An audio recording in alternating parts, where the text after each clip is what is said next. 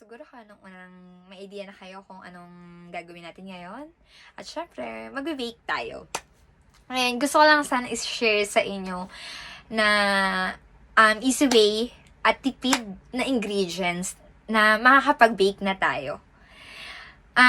Gagawa tayo ngayon ng chocolate cupcakes na for sure ho na swak lang sa budget at mabibili nyo na yung ingredients niya dyan sa palengke nyo, sa mga palengke. Mahanap nyo na yung mga ingredients niya. Ngayon guys, natutuwa kasi ako gusto ko i-share sa mga lalo na sa mga gusto magnegosyo.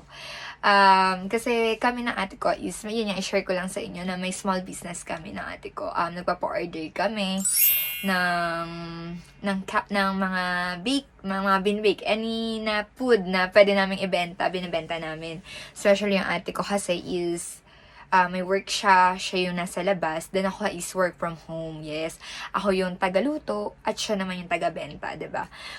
Kailangan kasi ngayong pandemic, hindi pwede na umaasa lang tayo sa mga trabaho natin. Kung may magagawa ka naman na pwede pa, diba? Di, try natin. Try natin na, malay mo, mag-work, wala namang mawala.